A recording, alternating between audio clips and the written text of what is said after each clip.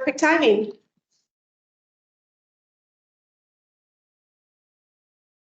Okay. Test that she can hear. Siobhan, are you able to hear us? We can see you. I just wanted to make sure that you can hear us.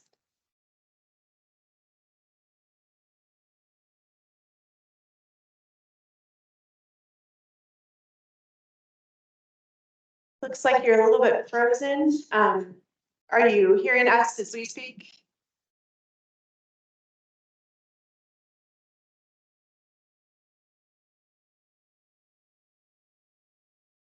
I'm gonna try for my phone and okay.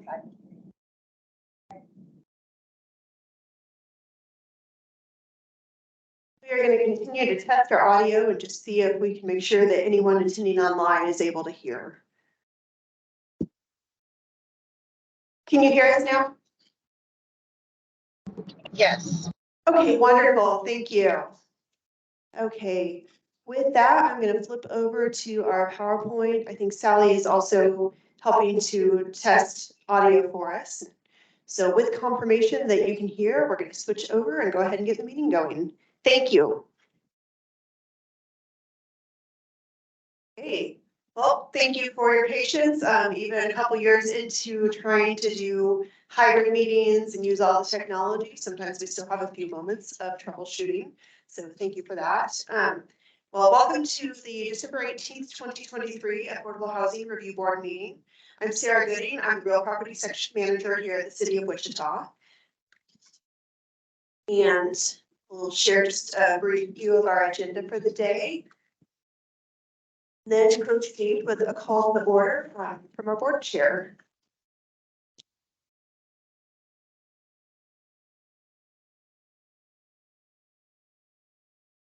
I have the legal order, call to order this meeting and pass it to Sarah for. Sure. So roll call, Siobhan Collier. Present. Thank you. Miranda Penner. Here. Anthony Gallardo. Here. Valerie Black. Here. And John Todd. Here. Thank you all so much. And absent today, I believe, are Stacey Meyer and Brad Snap. So the next item on our agenda is approval of meeting minutes from October 30th and November 6th of 2023. The October 30th meeting minutes were a regular meeting, and November 6th was a special meeting called to address the scoring of 2 HDLP single-family home applications. On clarification, can we motion to approve both meeting minutes, or do they have to be separate motion? I believe we can approve both at the same time. Motion to approve the meeting minutes for October 30th and November 6th. Second that. All those in favor say aye. Aye. Oh. Aye. I begin to get these out as fast as I can read through. Pretty lengthy. I'm gonna look more. It'd be nice to have an advance. These are quite lengthy. What, the email? If we're interested in.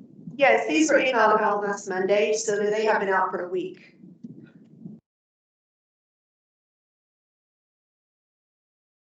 Say yes. All those opposed, same sign. Back. Okay, so our main item of business today is considering another housing development loan program application, but this time it's a different type of application than what this board reviewed last month. We have 2 HDLP program types currently. One is for single family homes, and that's what this board reviewed previously. This is for multifamily rental. And so there are some similar components, but a little bit different too.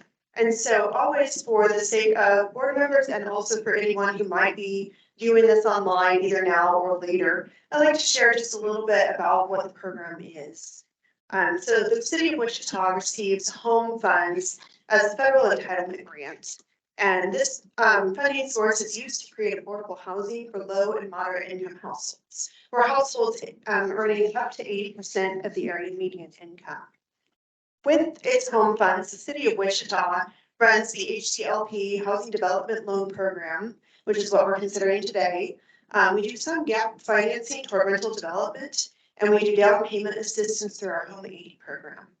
As we discussed at our meeting a month or so ago, community housing development organizations must not receive less than 15% of those funds.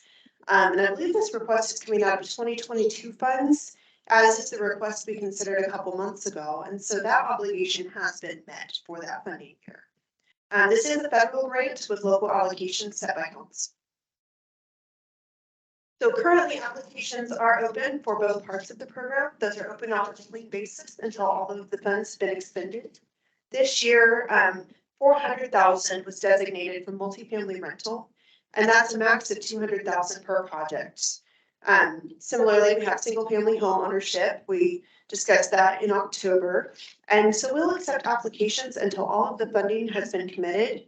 We do post projects where funding has been committed on our website as a matter of transparency and tracking, so that information is available to the public. And so with multifamily rental, this for many developers becomes one source in a multi-source stack of funding that they're putting together. And that's the situation with the proposal we're considering today. So city home funds may be leveraged as one source of local buy-in for state tax credit applications. And so when you're looking at the grand scheme of the development stack, this is a fairly small part of that funding stack, but it's very important to developers as they demonstrate local investment and all the different funding sources they brought together in those tax credit applications. And so as we're evaluating, unlike the single family homes, this is not a primary source of subsidy, but rather a source that helps them to leverage other subsidies. And so our evaluations this time will really focus on the development plan, the qualifications and development experience of the company, the qualifications and property management experience, because these are rental and not homeownership units. We look at the financial feasibility of the development plan and timeframe. We look at the financial condition and the performance record of the applicant, timeframe for commencement and completion of the plan, and special needs populations and whether the plan serves populations with special needs. And so similar to last time, our scoring criteria will have each area assigned a maximum number of points, and then each board member will submit their rankings. Board members should review the submitted application and may ask questions of our applicant. We have Dan Sanders with MACO here joining us today. And board members may discuss together in this meeting, and then notes and scores will be open records. You will notice in the evaluations for this particular program, the scores are weighted differently, and that reflects differing priorities and really the different approach that we take with multifamily rental applications. And so just a little bit of background, this is actually not the first time that we've evaluated a proposal from MACO. Well, this is the first time for this board. The city previously worked through an application with MACO last year into early this year. MACO had submitted an HTLP application for Southbrook Estates, the project we're considering today, a year ago, and that application was reviewed and it was recommended to council. Council did approve a conditional commitment of funds on April 11th, 2023. Now, again, that was a portion of their funding stack for the development. And so then they took those stacks that they had put together into the state's 9% tax credit award process. And those are very, very competitive awards. The state is looking for investment from local for a lot of different types of investment in that funding stack. And ultimately, this project was not awarded those funds in 2023. And so MACO has tightened a few things in its application to try to boost its score, working with the city on conversations on a few fronts, and has resubmitted its home application ahead of the 2024 process. And so timing wise, they're really looking at whether it looks like everything is coming together for a preliminary qualifying application in January, and then the final application review will take place in May. So we are working this forward as part of the city's, so that they can demonstrate whether they have at least preliminary support early on, but then the final letters with conditional commitments and everything will need to be wrapped up before that final review of the applications. And I'm sure you guys can share much more in depth than what I can, just see someone navigating through all of this. And so I wanted to turn it over to Jacqueline for just a moment to share staff analysis, and then we'll flip it over to Dan as well and let him share a more in-depth presentation of what they're actually proposing.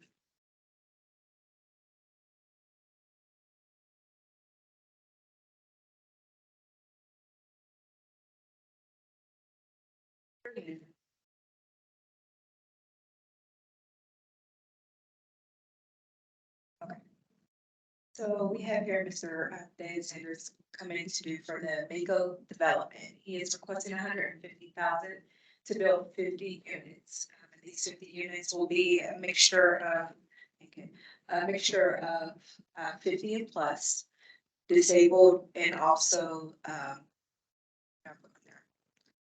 sorry, I had my notes when I came on my laptop. I was hoping that you. Yeah. I was hoping you were going to click for me. Sorry about that. Tell me next slide when you're ready. Okay.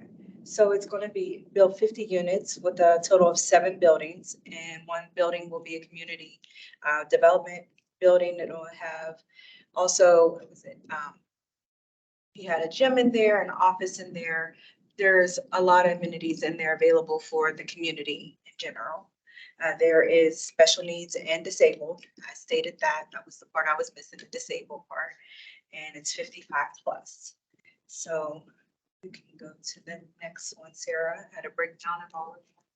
This is just the location. As you all know, PowerPoint's not great with trying to zoom in, but on the application, it does have this map, and it is actually circled on the application that was forwarded to you all. The location is the 5535 South Broadway. Look, Sarah. And this is just the community building, which is also available in the application. Yeah, that is the community building on there. And in here, it shows you their kitchen area. He also stated in the application they're going to try to serve food for the community if need be. So this would be a lot of, Homeless. not for homeless, just for their community, their development area. You can click on the next one, Sarah. This is just, there's 2 pictures on here of the floor plans. One is the side of, for the left side of the apartments, and then the right side. So the next screen is just going to be both, just showing different angles of it. And as you see that the units are big enough for like a wheelchair accessible, things in that manner. The housing is broken down by so many units for income. So they're all broken up into income eligible, and they're set as a percentage. So he's not missing out on any as far as income wise. And all of that information was in the 3rd page of the application. So it breaks down the actual percentage of how many units will be available for 60%, 50%, and so forth. So with that, I'm going to give it over to Mr. Sanders to give you guys a little more detail.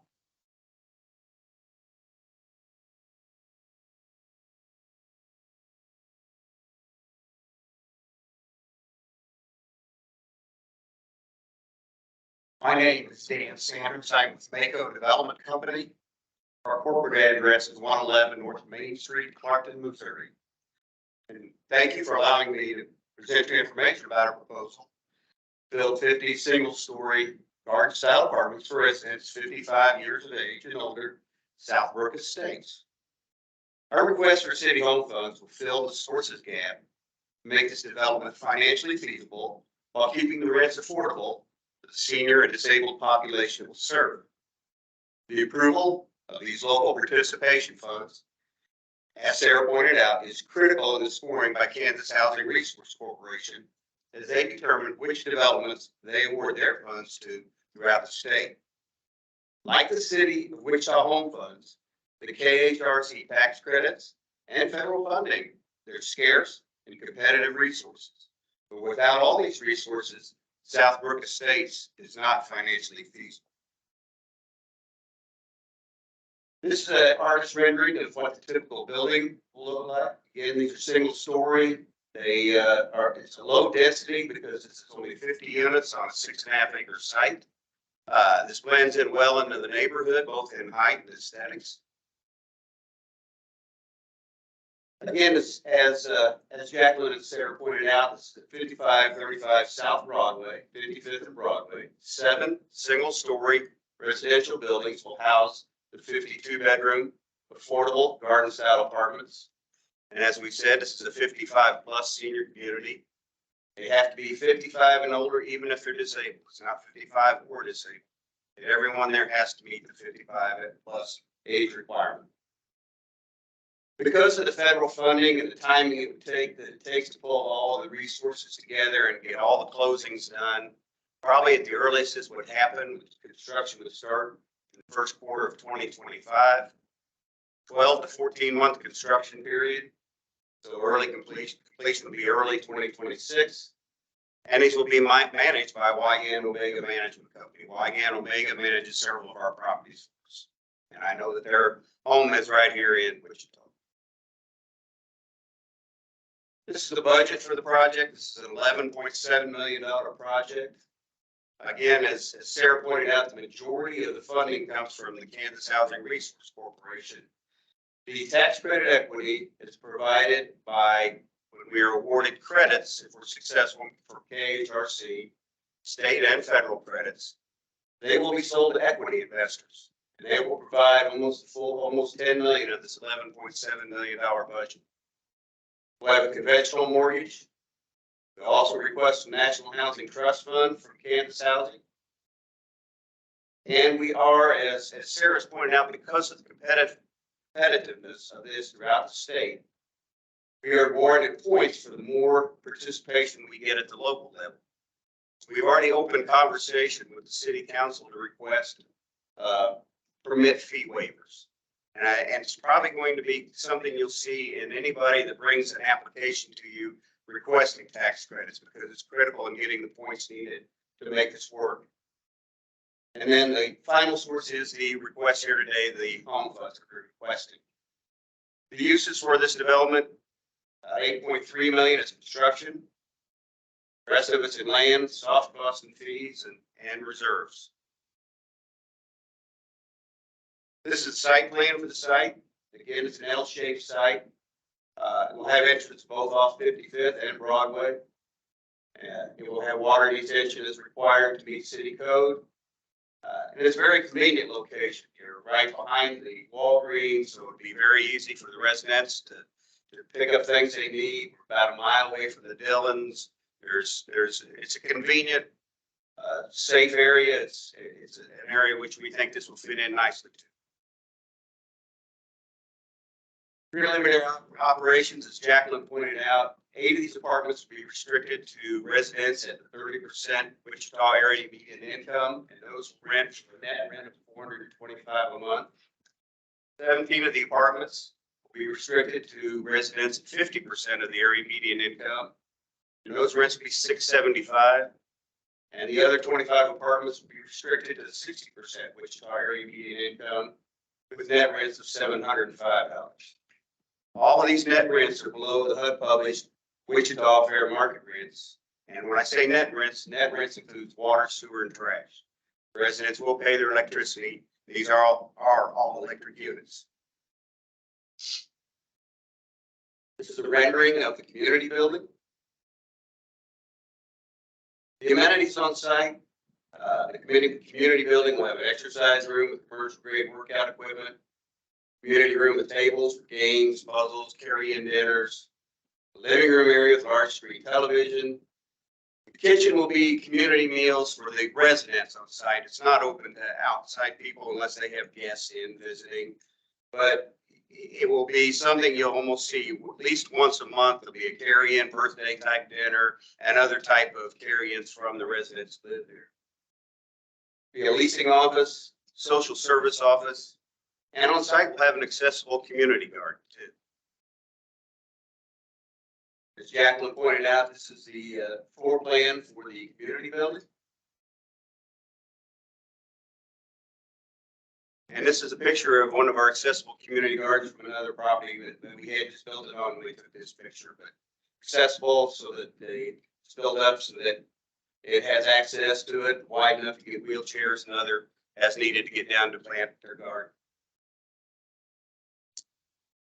The units themselves be 900 heated square feet, front porch, back patio, and storage area. They'll have all appliances, washer, dryer, range, microwave, refrigerator, dishwasher, central heat and air. And these will all be built to meet Energy Star requirements, so they will be economic for the residents to heat and cool. And the units will all incorporate universal design components. So we will have 3 fully accessible units, but all the units there can be adapted. They'll have all the blocking in the walls, the switches will be lower, the plugs will be higher. All the universal design components are there so that any resident can request to have their unit made more adaptable, and we will go in and be able to provide that for them. Again, here's another picture of just what was shown earlier, the floor plan. And then the second one is just the same thing, only it's a fully accessible floor plan.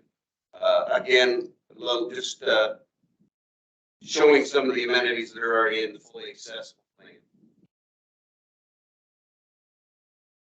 And a similar property, show you some pictures of one that we recently completed, and also there's some information there.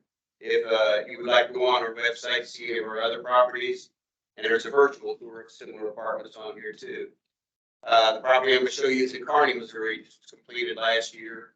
Kearney is just north of Kansas City and adjacent to Kansas City. Again, there's a community building, typical residential building. Aerial of the site. That's the community building in the living room area. Workout facility. And the kitchen inside the community building. And be glad to answer any questions you might have about either request or local or company or any other questions I can help you with. You're welcome to join us back at the table.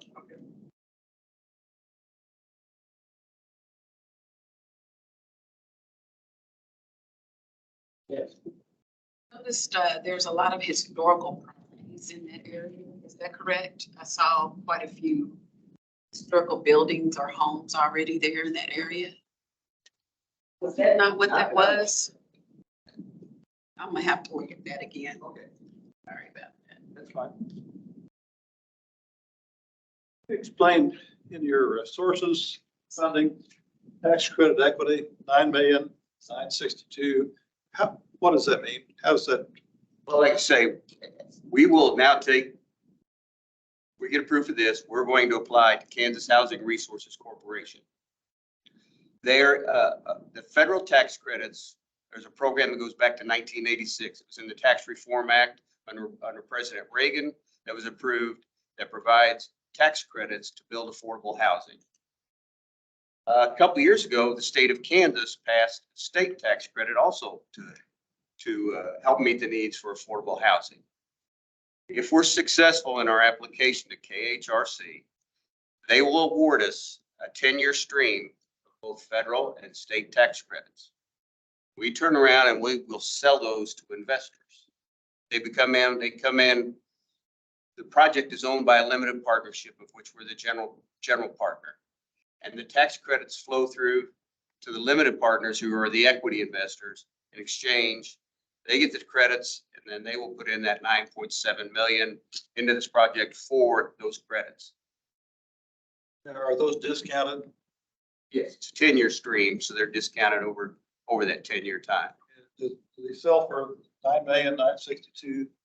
Or is it discounted? No, that's what comes in. That's extra after it's discounted. That's the that is the full amount of what we will get into the project. And that's coming in up front, and then they're getting their stream over 10 years. Typically, what kind of return for the investor person, please? That's a moving target the last couple of years, I can tell you, but it's, yeah, they're anywhere from a 6 cap to, they get a good return on their money. 6%, Yes. the highest you've seen. We go back, I've been doing this for a long time. I can go back to the nineties when we were, when they were getting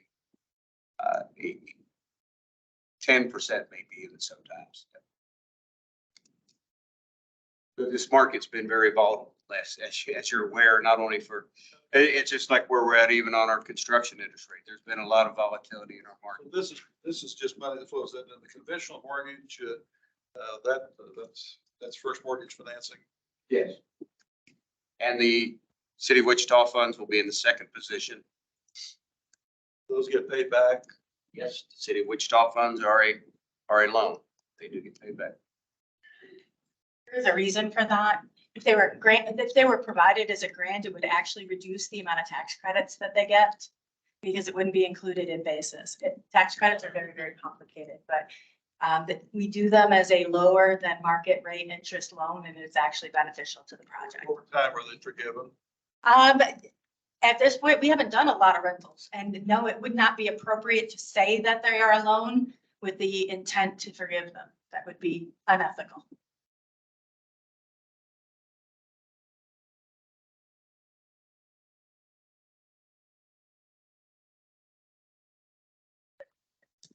For Dan? Access my documents, yes, I would.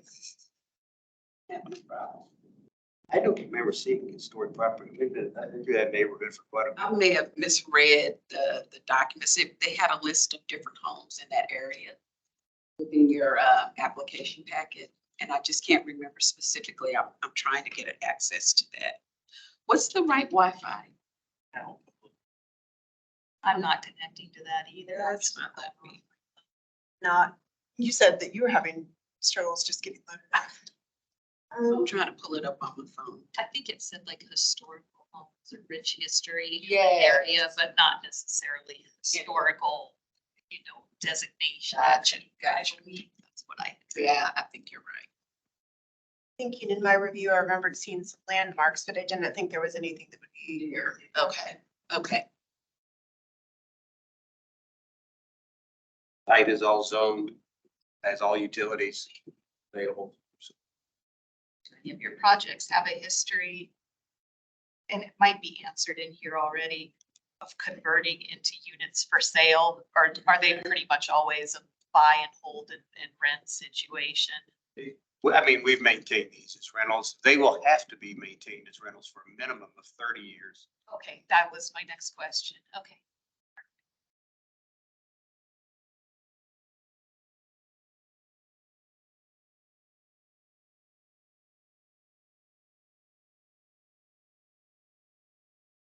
Check it. Work. I Yeah, I'm apologize. sorry. I'm looking. There was one document that showed expired was one of the options on that particular list. Oh, gosh. I don't know if it was projects that they had, and it was either, Other properties we've done historic property. right, I can't remember specifically what that document was. Is it on the actual application? I think it was one of the, documents. I think it was part of the document. I know we have to do an environmental impact because these are federal funds. We have to disclose we're not impacting any historic, historic properties.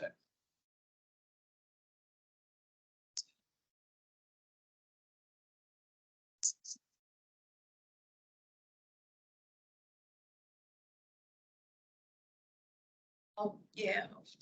No, it won't.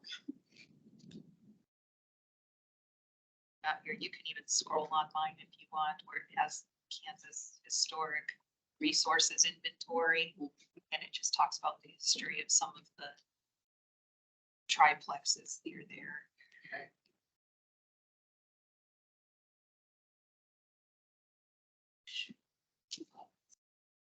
Yeah, I was looking, yeah.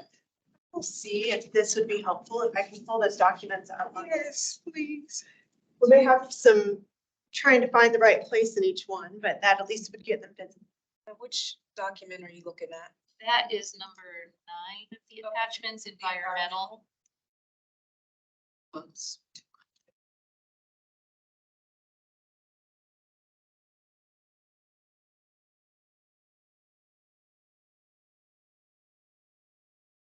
need to send myself a link to get there.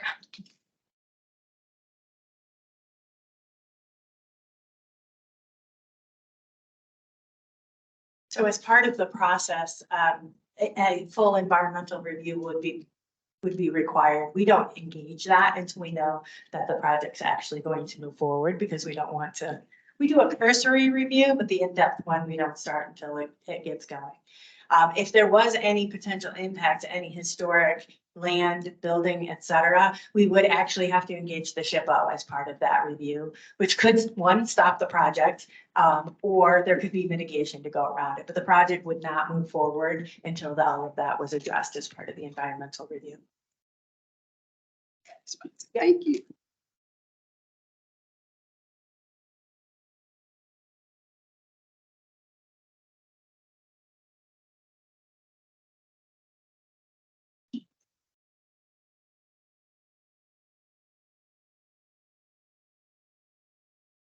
Thorough. Very thorough.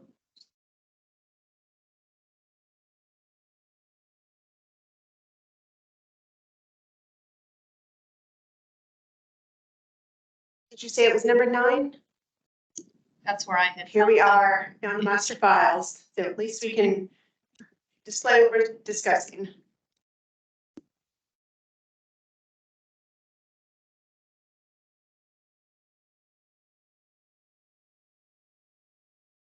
Please let me know if you see what we're looking for as it goes by.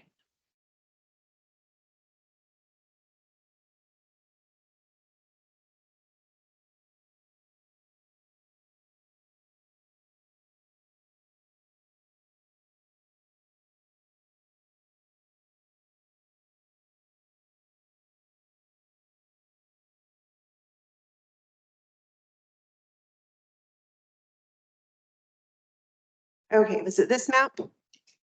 And the items that followed?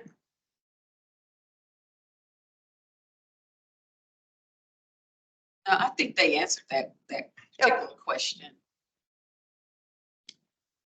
Which items would you like me to try to pull up next? I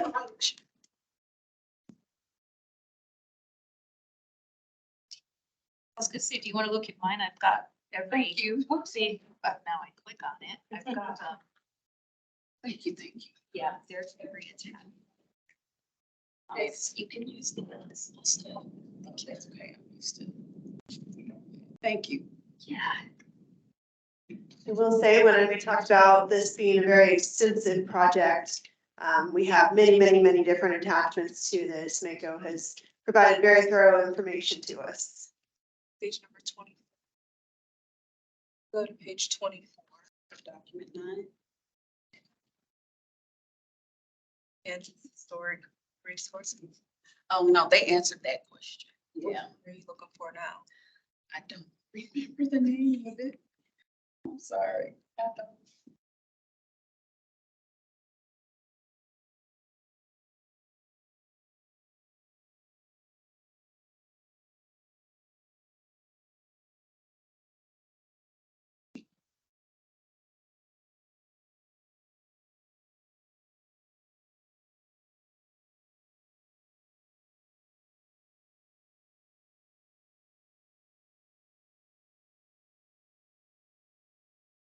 Just so you're aware, as far as part of the process, we don't do a full underwriting at this point. Sources and uses could change between now and the final application. We do a cursory review of the financial stack. But at the point where we would be going, if the tax credits are awarded and all the other pieces come into play, we do a full underwriting. Actually, we do that in collaboration with KHRC. To make sure that the project is feasible before moving forward with that final commitment. Then at the end of the project, we have to do a full cost certification too. They have to verify all costs that they were spent as outlined. I know this is your first one of this type. You notice you're not building until 25. What are you gonna do with inflation? Materials. We're hoping it's coming down. We're hoping that the interest rates will Often come. for these types of projects, though, depending if the developer has multiple projects going on, they can secure pricing today on a project to be built in the future. But again, it's the timing, close the home funds. If we get National Housing Trust Fund from KHRC, get our investors to review, they do. So the building material manufacturers guarantee the costs. They wouldn't go into those until you're sure the project's moving forward, so. If this summer we're approved by KHRC, yes, we could go ahead and Yep. lock in interest rates in. And we've pre-bought material. There are certain items that we're finding are more difficult than others as far as timing and pricing across multiple projects. Those are usually the key. Most of it has to do with electrical Electrical equipment. transformers right now, we're all Yep. on waiting lists for every property we got. Well, I do have a question. I know with your marketing, you're going to be using different types of agencies to market to specific groups. Just wondering, is there a reason for those specific groups? Or will you entertain any other agencies to market these units? Yeah, we will. Wygan Omega will, local, they are they know the market well here, but yes, we'll reach out to social service agencies. We'll reach out to the housing authority.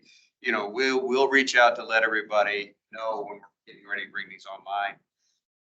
We do these in a lot of markets. Typically, these things will be full within 30 days of us being construction completion. They're just a waiting list for these affordable senior properties right now. And a lot of them will stay in the neighborhood. They'll actually live in that neighborhood. It gives them a chance to get out of maybe an older single family home that they can't take care of anymore, but they still want to stay where they've always lived their whole life. So, I mean, yeah, they will reach out to everybody, but there'll probably be a waiting list.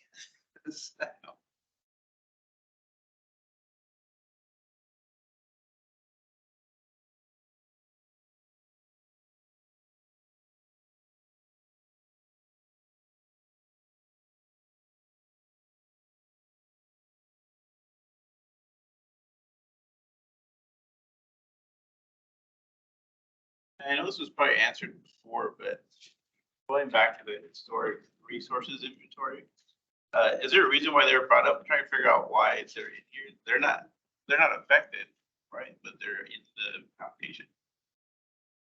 Because there's like the admin building, it's within a 5-mile radius. We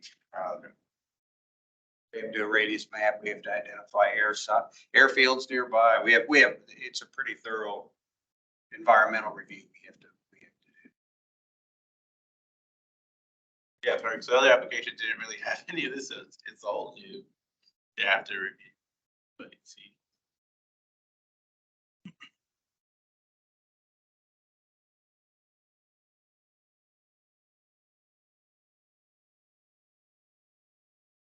Something I'm gonna take a moment and step back here and just see how I've got things organized. But I know one of the things that Mako did in their application was to divide out a section that really addresses each of the evaluation questions. And I thought that might be a good place to focus discussion. Obviously, any questions, this is a great time for them. But to really look at some of the criteria that the board will be evaluating. So here we are. And so I can open these one by one if that provides help for discussion and questions. So one of the categories that you'll review on is the development plan summary. I would note that this is an area that Mako has tightened up since their original application. I believe originally some of the units were market rate and they have now made them all qualifying at lower income price points with rents accordingly. So it's like this one is just a one sheet, so I'm going to see if I can zoom it just a little bit. And feel free to review and ask any questions.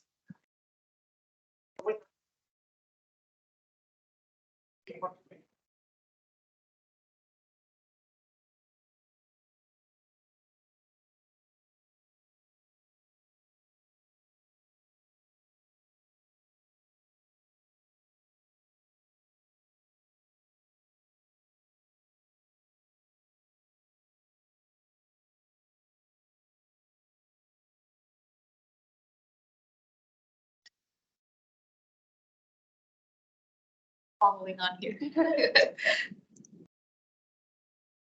And it will, for the public, anyone who may be watching this as an archive later, we had some link glitches trying to get this information to the board. We did try to get it to them in advance and not everybody has been able to access. So we are catching back up, trying to make sure they have the chance to review relevant materials.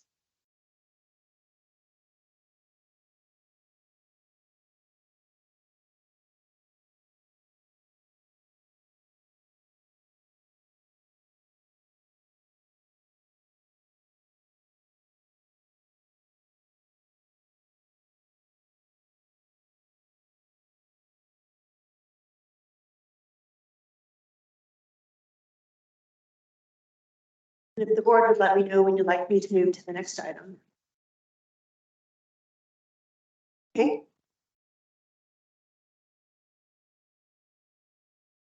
Okay, and with this one, we're looking at the applicant and development team and their qualifications and experience. This one's quite a bit longer. We're not just one page on this one. Yeah, it was very thorough.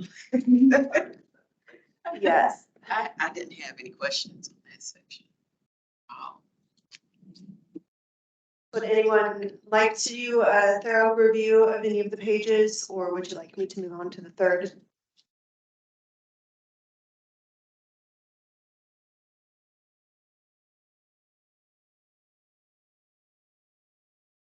Okay, and this looks at the qualifications and property management experience. And so this really looks at the partnership for the management with Wygand Omega.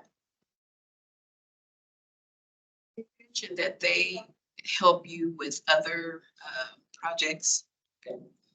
They manage a lot of our Oklahoma portfolio.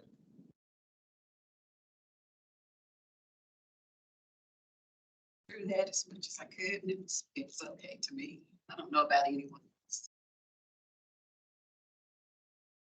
That's like marketing material. But, yeah. Resume was very thorough. So here we have the financial feasibility of the development plan and timeframe.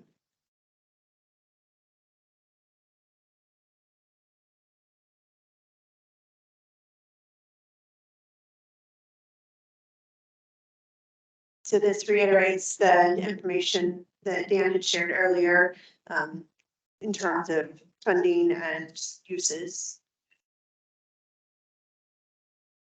As well as the 20-year pro forma, which is a requirement of the program. Those to us. How long do you want to stay here?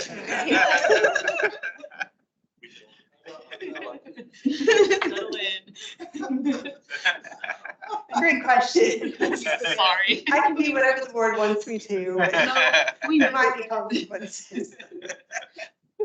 We needed that, thank you. Class clown. Okay. Then the financial condition and performance record of the applicant and development team.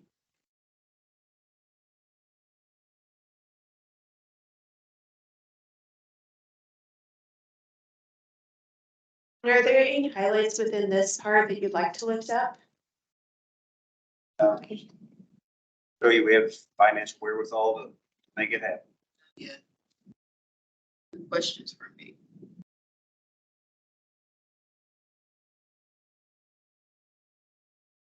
So this is their timeline for completion.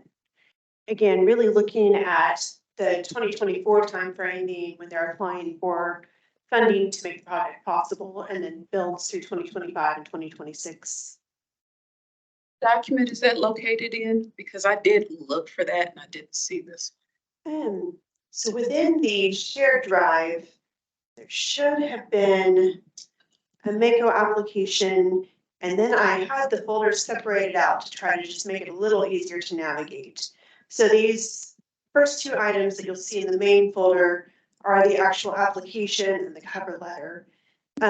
There are numerous attachments, and then there are also evaluation criteria. It should be in the evaluation criteria, and these are what tie directly to the evaluation sheet that the board will do.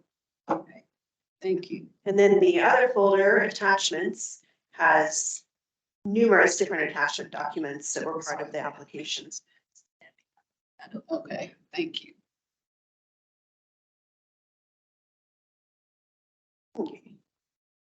With evaluation criteria, had we done 6? Yes, we had. And so 7 was about special needs populations. And just demonstrating that the proposed project does meet a special need.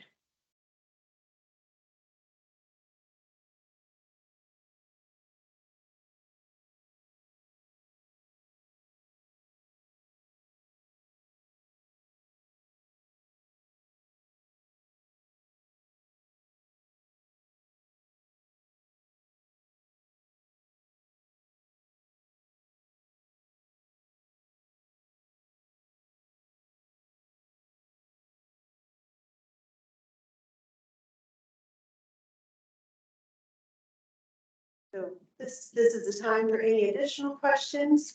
Also to discuss next steps. I think our original hope had been to have the board go ahead and evaluate today. We also recognize that with some of the challenges in the link that may not be feasible. We do want to try to provide that information, that feedback to Mako at our earliest opportunity. Do you need a conditional commitment by the January application date? Makes it a little easier. Able to review everything and I'd be ready to score today, but I understand if not everybody, like you said, was able to get all this information. I looked through quite a bit, but there are some things I have not reviewed yet.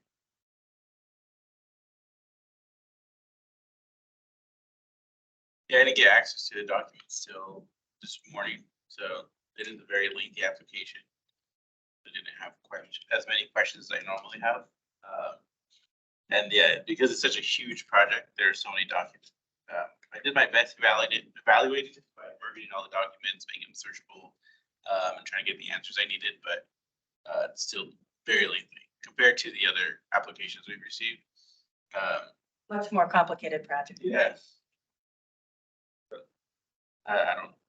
I don't feel like I would be able to have an evaluation myself today. Definitely would need more time. I did look ahead at some calendar dates that would be open for staff and also for this meeting room. The next one that I've seen that would be particularly promising would be January 2nd. In the afternoon of January 2nd, that is a Tuesday. It's a little bit dicey through the holidays, and we knew that would be the case. What time on the second? What time? And at the moment, it looks like generally about the same meeting time could be available for everyone. Mhm. I'm open. As well. I think to be at an advantageous meeting, I think it'd be beneficial if all the board members could virtually submit their evaluation, so we could just go over it as opposed to having to start fresh Or at least have them have it ready. Exactly. What do you think, Sally, in terms of the virtual option? Is that something where we could virtually collect and aggregate? Or is it something that really should be conducted in an open meeting? Shared with each other has to be conducted in an open meeting.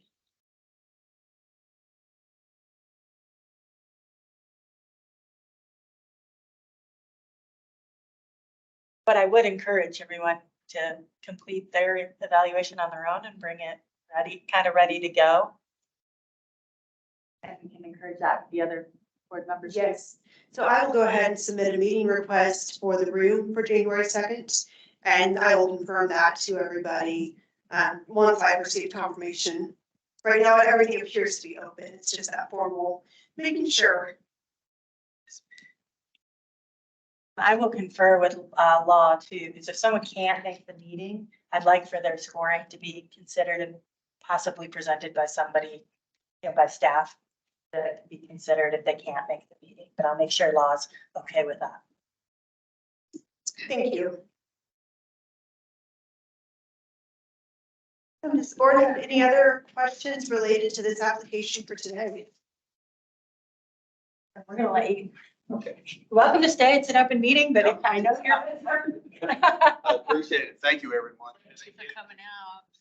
Thank you so much. Thanks, Dan. Where to go to get it? That's nice. It's about 5 years. See, one year. It's really nice. I like that they do like their food too. That was interesting. Community garden. From Siobhan on There's it. also a few condo developments that are kind of doing that now, even though they're not designated for senior living. They're very that way. Anything you wanted to ask? If I could ever find that one document I looked at. So I'll just ask next time. So I actually might lead with the bottom line on this next item then. One of the things, we are working forward on the Affordable Housing Fund. One of the things we are trying to pilot with that is a new grants management platform that we hope will be much more seamless than what our current attempt to share the files has been. Some of this will be repeat, but wanted to keep you posted on where things stand. We are still working our groups 2AI and 2AII through the HUD application process for disposition. These are 66 total housing units in 2 cluster areas in the city. Both are within the established central area of Wichita, and so both will be eligible for the Affordable Housing Fund. Staff are currently working on building a request for proposal process as well as an application. And this application will be in a platform called Zoom Grants. Within we're hoping it will really streamline not only the RFP process for the Affordable Housing Fund, but that our learning will also allow us to leverage it for home projects as well. And so we really will be working with a centralized platform that allows for clean uploads of these large documents rather than us trying to share links or upload more than what email can really handle. So we are still awaiting HUD's approval for disposition. It is not a fast process to get those approvals. And so our anticipation is that we'll probably be taking this part of the affordable housing project live early in 2024. That approval could come as a Christmas gift still. It may not. We never know.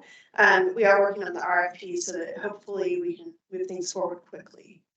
Now, as a reminder, the cluster units that we're looking at for this first phase of the Affordable Housing Fund, this is Group 2AI in Northeast Wichita. It is a group of 43 houses along 25th and 26th Street and Minnesota Ash and Hyatt. The city owns the vast majority of the houses within those areas. And so we want to be very intentional about what happens in those neighborhoods, about reinvesting, ensuring affordable outcomes, but also looking at how do we build pride in home ownership? How do we look at community, things like that? We do expect this will be a mix of affordable rentals and affordable home ownership outcomes. And we will have some project-based vouchers and some where we pair these opportunities with home 80 down payment assistance. Both of those are mechanisms through which we can ensure long-term affordability. Group 2AII is in Southwest Wichita. This area over here is along Haskell and St. Clair. And then there are 3 other sites nearby that will be considered part of that group. And that's a total of 23 houses in that area.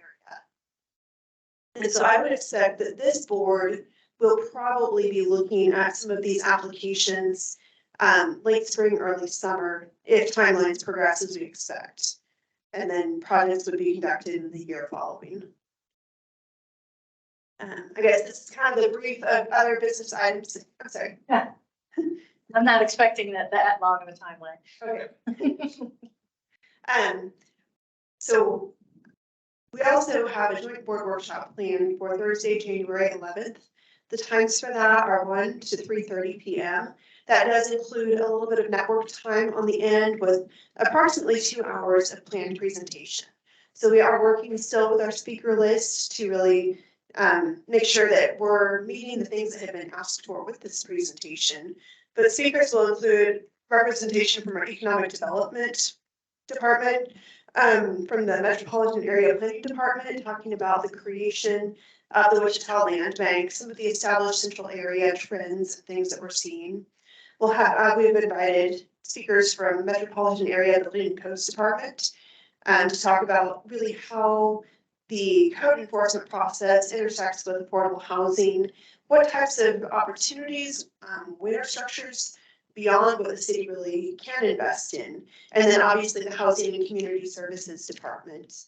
We want to share some of what's going on within the real property section, which is staff that you see in these meetings, work on affordable housing fund, Wichita Land Bank, home repair, and public housing are all in that section. And then the greater department, which also has our housing choice voucher division, we have our WISCAP division, we have some homeless services, have a lot of different things going on. And so looking forward to just sharing more of the broad scope of what we work within. Any questions or suggestions on that?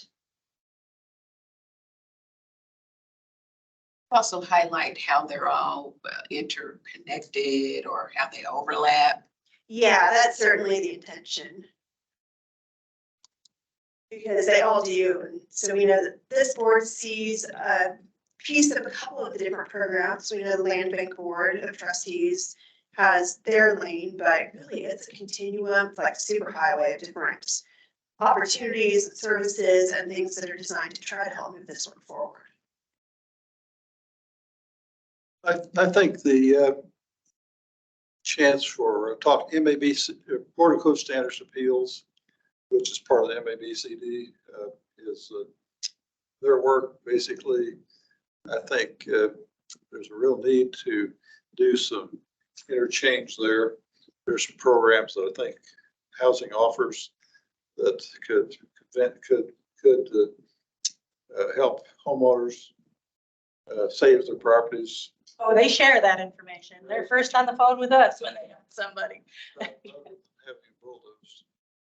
And a lot of the, I'm not sure that there's a way to set up a group of counselors to deal with people on title issues, state issues. See, a lot of times on your older neighborhoods, the economically challenged neighborhoods, in particular, the older parents die off. Basically, they haven't taken good care to have wills and trusts and means of transferring their property on death. And there's a need for people who are experienced in dealing with the people in those situations that could be doing the counseling. I think. District 1 right now has a program. They have a contract with Kansas Legal Services to assist people with title issues. Is it working? They don't get a lot of people coming in and asking for assistance. We do try to refer when we're aware of somebody, especially if they're requesting home repair. They must be the legal owner of record. And so we do try to find out if they're in District 1, we'll try to refer. That was a particular funding pot that District 1 has set up for that particular service.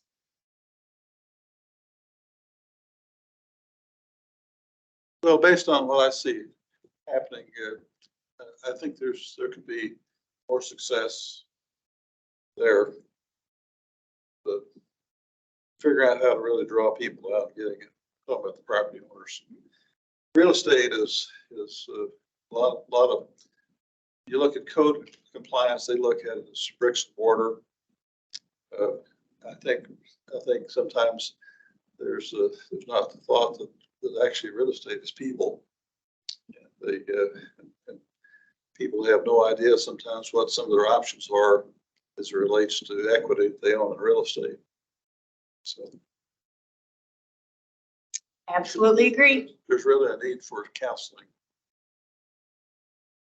And it would eliminate a lot of houses being bulldozed that have economic value, that would create affordable entry-level quality housing. And I That think, is a challenge for our community. If there's any HUD money involved in any assistance like home repair, et cetera, and counseling required, the council can only be required by a HUD certified HUD housing counseling agency, for which there is one in our community. CCCS, is that not, Consumer Credit Counseling Services. They're the only one, there's only two in the whole state. One of them happens to be here. It's up in Topeka. And only nonprofits can actually get that certification. We actually looked at one point to see if we could stand up a housing counseling arm within the department, but because we're not a 501c3, we cannot. well, I remember when I sold, been retired now for a lot of years, but 15 years, selling entry level houses, Park City area. A lot of the work was counseling young people on their credit, have the right credit letters. I was for profit basically, but in order to earn commissions and fees and whatnot, profits, sometimes those are some of the services that you offer. Yeah, I'd really tightened it down, and that service can only be performed by HUD certified agencies. It was about 2 years ago that came into play. I mean, even our own folks can't provide the service. I really think that's a shame. Maybe we need to look at changing that. I think we need at least a second provider in our community. Question, regarding leadership change at a city level, is there any anticipation that programs such as ours or the ones that the city of Wichita works on would change or end leadership? Always, always good. We work at the will of the council. Now, would they turn around and say, we don't want home funds? We're not going to do a home fund program? No, I mean, that would just be foolish. But they could come back and say, we want you to do all rentals, or we want you to do all of what, that is something that's an eligible activity. Where that might be really different could be CDBG. So our CDBG funds, there's 101 eligible uses for CDBG. We do 7 or 8, 9 maybe. The council through the consolidated plan could come in and say, we don't want to do domestic violence shelter services anymore. We want to do some other club. We want to fund the food bank. They could do that. EBG is community development block grants, and that's okay. I know. I'm still coming along too, and it is another entitlement funding source that the city receives directly from the federal government. Some of our other programs are so tightly regulated, like that housing choice voucher program. There's not much that they can change in how that's administered. There's little pieces here and there, but not much. And nobody's going to, it would be political suicide to say, no, we want to give that rent assistance money back to HUD. It's pretty safe that that's going to continue. But you're right, the Affordable Housing Fund, the land bank, those are really more discretionary areas where they would be more susceptible to potential change. So when those changes are proposed, do you all have an opportunity to plead your case, I guess, in a sense? Yeah. Yes, definitely. The mayor and the council have always been very good at seeking staff input. You can't expect as a council person that you're going to be the expert on everything in every department. My mind goes crazy when I start sitting in directors' meetings, hearing the details like about the water plants, Getting the tip of the iceberg on a couple programs in housing. That's a big organization. So they do lean on the professionals, the people who do the in-depth work every day. But there are areas, obviously, that where they're going to have different priorities. We have to prepare for that. But for example, our community development programs work off of a 5-year strategic plan. It's not impossible to change, but it's challenging to change. This happens to be timing out though, where we have 3 new members of the mayor and council coming on in January, and we'll be submitting our strategic plan in May. So there is time for some changes to occur.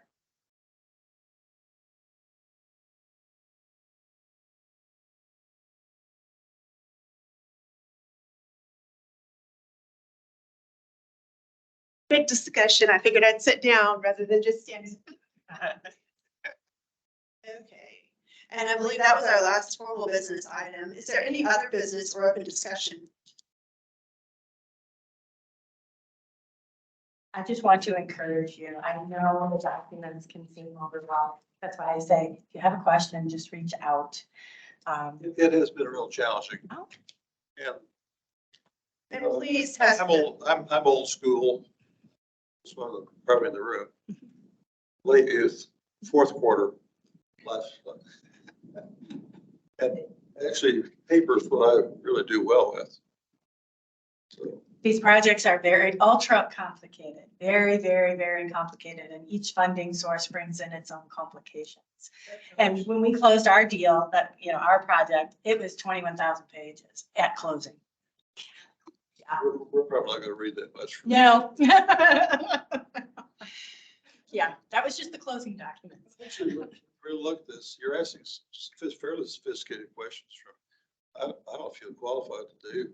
Well, part of that's why staff does an analysis to take a look at it. And I'm trying to also make you feel, a little, as you said, we're going to do a full-on underwriting. And not only are we going to do a full-on underwriting, we're going to do that in collaboration with KHRC, who's got almost $10 million in this project, right? So the more sources, the more the project is scrutinized. I'll be honest with you, those single-family homes have more opportunity for challenges than a project like this, because this has so many entities evaluating and underwriting. And you're also looking at $150,000 of an 11.7 million project. I'm sorry? It's not much to deal with. Not much in the, right, in the grand scheme of it. Finish-wise, it's not, It's, that's it today. it is. I was waiting to figure something. Yeah, I was saying the same thing. I was like, well, it's probably worth passing because it's 150 out of an 11 million. So I don't think it's like gonna affect much, but. But I also want you to get comfortable looking at what's there. And I'll tell you, not every application we will receive will be as nicely put together. I feel like we got spoiled. Take it while we can. I see. They are a nice intro, but I will say Jacqueline printed this one out and it took 2 like large binders to print it out, which is why, Good. which is why we're really encouraging. I am a print person too. I like to be able to highlight and make notes. But with some of these, the scale is just so large that we really do want to encourage, you know, at least test that link when I send it out. Let me know if there are any issues and I'll try to troubleshoot it as quickly as possible. And, you know, I get excited. If for $150,000 investment, we can get 50 units built of brand new construction, that's great. That's wonderful. It is leveraging other resources. And, you know, the city, there were 5 projects from Wichita last year that made it through the preliminary application and were invited to full. And then not one of them received funding last year. So very heartbreaking. Part of that was because of points for waived permit fees that our projects didn't have. One of our projects, it was a timeline issue that came from Wichita because they weren't going to be able to break ground till 26. So we are having conversations with economic development, the city manager's office, the county, about how do we make these tax credit projects more competitive to be built here in Wichita, including reading their scoring matrix and meeting the states, and trying to make sure that we have the right pieces in play so they get all the points that they can.